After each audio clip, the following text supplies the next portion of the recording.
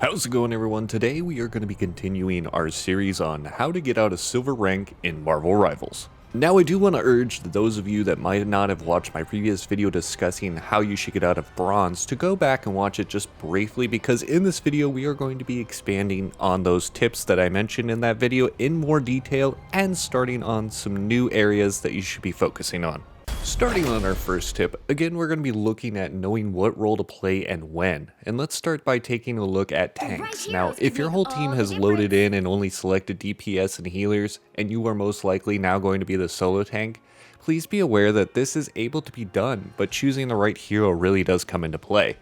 Now, you want to make sure that you're finding characters that can match your team composition well and someone you feel comfortable with, but also don't be afraid to switch your heroes. Now, the actual choice, you should be aware if you decide to play something like The Thing as a solo tank, and you notice on the enemy team now that they've gone Groot with walls and Pennies with nests to burn you down, that this might just not be the right character for the job. So something like Groot or Magneto is probably a better solution because they are easier to tank when you're a solo. Now, this doesn't just go when you're solo tanking, but also when you're being the second tank in a fight as well. If you're not getting enough value, then it might be time to switch. Now, the same mindset goes for the other two roles as well. Things you should be thinking are, if you are playing, say, a healer and people are diving you non-stop in the back line, think about characters like Mantis that can sleep somebody, or Invisible Woman that can just vanish from the team's sightlines. That allows you to get more time to escape, and also for more time for your team to really help you out. And as for DPS, if you're playing something like Spider-Man or Black Panther and the enemy has a Namor that just burns you down and you can't even get into the fight, switching to a different character that has more range to engage and can give you value to your team a little bit more to help push while not getting burned down is just a great mindset to have. For our next tip, just like in bronze, you are going to see that the team typically loads in and about half the team is going to insta-lock specific characters. But by now that you're in silver, you should be able to play at least 2 different characters in each role. And I would say that if you still are not able to do this, it's only going to hold you back in future ranks, so really try to work on this as much as possible. Also, if you really want to play a specific character, but you see your team is running a complete different composition with team-up abilities that you could also be a part of, sometimes it's not a bad idea just to join in to get those buffs for either yourself or your teammates. And lastly, while we're on the subject of multiple characters, start to really focus on knowing when to use your abilities and how. So when the abilities come off cooldown, don't just use them instantly, but try to be a little bit more strategic and focus on how you can get the most value out of your abilities. And a great example of this would be Cloak and Dagger Terror Cape, which makes enemies blinded and vulnerable. Now, you don't want to just spam this ability off cooldown, but maybe waiting 2 or 3 seconds when you can get maybe 2 or more enemies to line up and give your team more options for easy kills. For our next tip, thinking back to the bronze guide, I had stated that you should begin to know the maps at a very basic level and also where the spawn points are. Now at silver rank, you should really begin to start to understand where most of the health packs are. This is going to give your healers basically a chance to heal someone else while you're taking a lot of damage.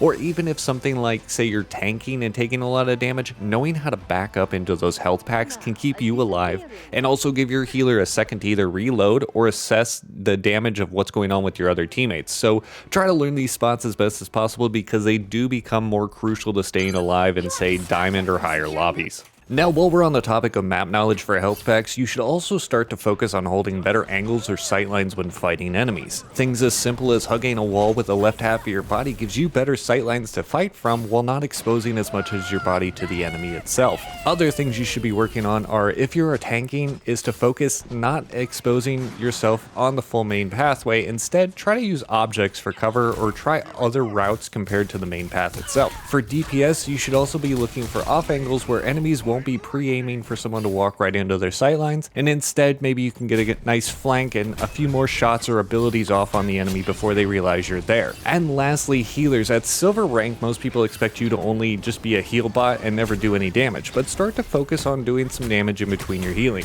If the rest of your team is starting to do these previous items, then you will start to see that you're not needed to constantly throw out heals every 2 seconds, and instead you can start to do damage and help your team win some fights a little bit easier. And now on to tip number 5. I had previously discussed in our other video how focusing on aim was going to be critical to playing better and finding a good sensitivity with a crosshair that works for you. Well, for this guide, I really want you to start focusing on understanding how character projectiles work and learning how to aim with them. So characters like Namor, his spear is very slow and has a pretty good drop off fairly early. So instead you should start to learn like what ranges you need to pre-aim to be able to hit potential enemies. Other characters, say like Luna, you have the ability to hit and heal through multiple people, so try to focus on how you can angle better and get more value out of your aim with this ability. Just remember, fast isn't always better, and being precise can offer better value. While you are in silver going to gold, you should really start to hit that 35% accuracy by now.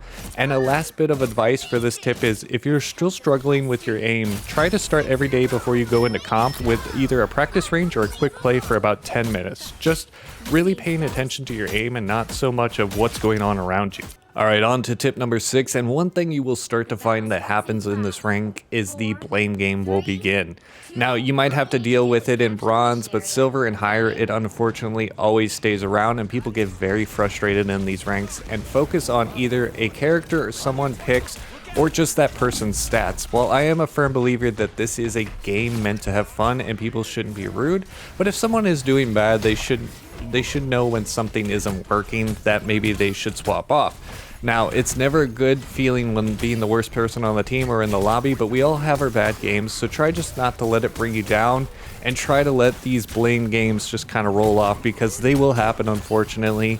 Sometimes the people will cool off and you'll still win the match, other times it won't, and they'll just kind of rage quit, or just tend to just flame the whole game, and unfortunately it's just part of the game in comp. But just like I said, try not to let it bother you too much. Moving on to our next tip, let's discuss what you should do if you die in a team fight. Now, the normal mindset would be, I've died, it's time for me to run back to the point and join my team. But instead, while you are running back, watch your team. If they start to lose the point and start to die off, sometimes it's just more beneficial to just wait for your team to respawn and join you. Now, you are going to have many teammates that are just going to run back and die again, because by the time they get on the point, the whole team is dead and they have just somehow picked a fight against 4 to 6 enemies, unfortunately. But try not to let this happen to you. Now, if you want to add some value to waiting, you can try to get a few shots here and there from afar, but if it's possible. Honestly, try to build your ult charge as much as possible, but don't put yourself into a path that you can be easily killed while trying to do this either. Now, tip number 8 is going to go over ultimate utilization. Now, in silver, finding when and how to use your ultimate starts to become a thing, and I will say that if you want to use your ultimate instantly, it's really not going to matter too much. But if you want to prepare yourself for gold ranks and beyond, then maybe waiting a few seconds for the best value out of your ultimate can be a better approach. Now, this would mean if you're healing, not popping your ult right away, but instead waiting for the enemy to ult so you can counter theirs. Other things like DPS and tank, maybe you are playing Groot and you throw out your ball to grab the entire team, that could be paired with, say, an Iron Man ult that could just eliminate everybody, or even a Punisher that can just kind of burn people down pretty quickly. So these are kind of things you should start to watch out for so that you can climb into the higher ranks. Moving on to tip number 9, and we have stated this earlier, but at this point in your ranked grind, you should really have some characters that you're really comfortable with. And one thing I do suggest is that you take a little bit of time to watch some videos on Celestial Plus players, how they play these characters, and see how they get so much value out of them. Now, I will be the first to admit that they do tend to play on a different level than the average gamer, but learning how they pair abilities together or even navigate the maps can give you some real good insight on how to stay alive better and get more kills. And lastly, for tip number 10, continue to focus on what you control. For this last tip on this rank, I do want to reiterate that you should be focusing on things you can control in the game. And this includes not willing to switch to a different class that your team might need, not utilizing good cover on the maps while taking fights and exposing yourself to too much enemy fire, or even things like reviewing old footage to see where you might be dying and asking yourself, was I not in sightlines of my healer? Was I playing too far from my team? Was I not grouping up and just running into a fight without my team? Was I not grouping up after death? All of these things are valid questions, and if you work on them, it will allow you to climb very easily. While these videos don't have everything you should do, I think they give you a good groundwork of information to have in your mind while you're playing. It's not a race to get to the higher ranks, but I know that it can be very frustrating when you lose and that goal gets further away. So just keep trying to play and be open to learning new things along the way. Now I want to thank you for taking the time to watch this video. If you found it helpful, as always, please leave a like, comment, and subscribe if you haven't already done so, and I'll see you in the next one.